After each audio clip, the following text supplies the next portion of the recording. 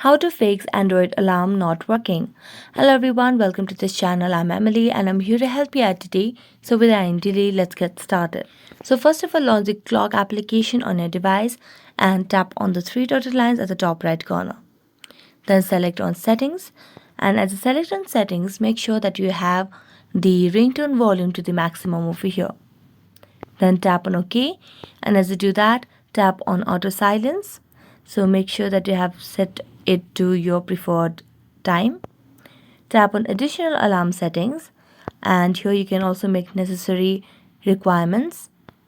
And as you do that, you can just go back and then launch the settings application yet again.